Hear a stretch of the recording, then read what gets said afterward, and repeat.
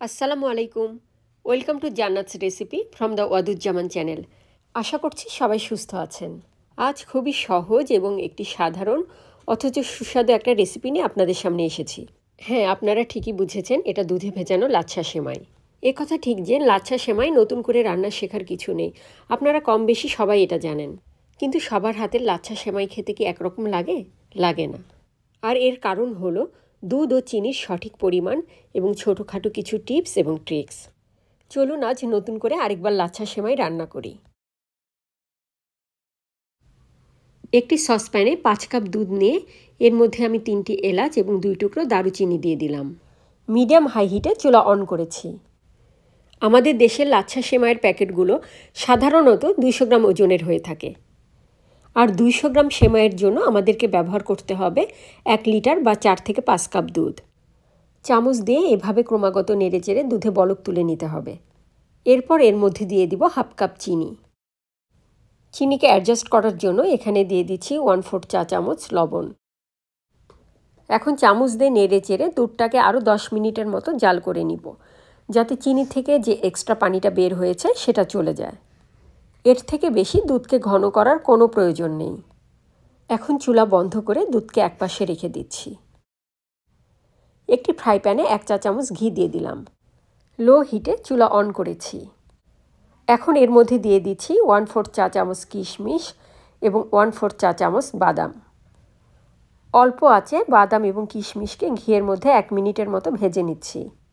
চুলা বন্ধ করে দিয়েছি এবং অর্ধেকটা বাদাম এবং কিশমিশ অন্য একটি বাটিতে তুলে রাখছি গার্নিশ করার জন্য। ফ্রাই প্যানে রাখা কিশমিশ এবং বাদামের মধ্যে ঢেলে দিচ্ছি 200 গ্রাম ওজনের পুরো 1 প্যাকেট সেমাই।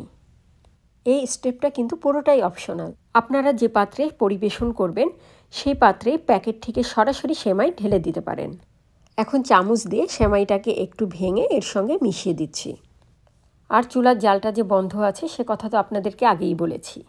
এদিকে দুধের তাপ কিছুটা কমে এসেছে, আমি দুধ থেকে এলাচগুলোকে উঠিয়ে ফেলছি।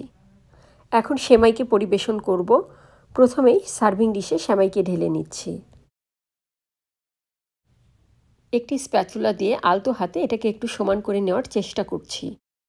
আগে থেকে জাল দিয়ে রাখা দুধটা এখন ধীরে ধীরে পুরোটাই এর মধ্যে দিয়ে দিব। প্রথম দিকে দুধের পরিমাণ আপনার কাছে বেশি মনে হতে পারে, কিন্তু 10 মিনিটের মধ্যেই দেখবেন সেমাই কত তাড়াতাড়ি দুধকে টেনে নিয়েছে। এখন সাজানোর পালা। বাটিতে উঠিয়ে রাখা কিশমিশ এবং বাদামগুলো এখন এর মধ্যে ছড়িয়ে দেব।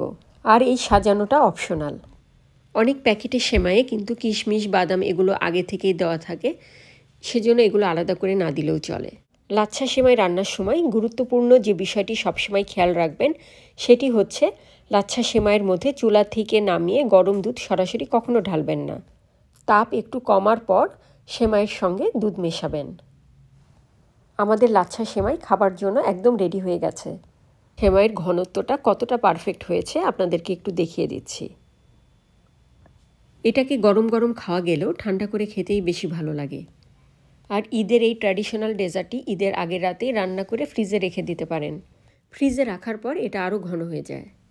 ভিডিওটি ভালো লাগলে একটি লাইক, শেয়ার বা কমেন্ট আশা করছি। সেই সঙ্গে চ্যানেলটি সাবস্ক্রাইব করার অনুরোধ রইল। আল্লাহ হাফেজ।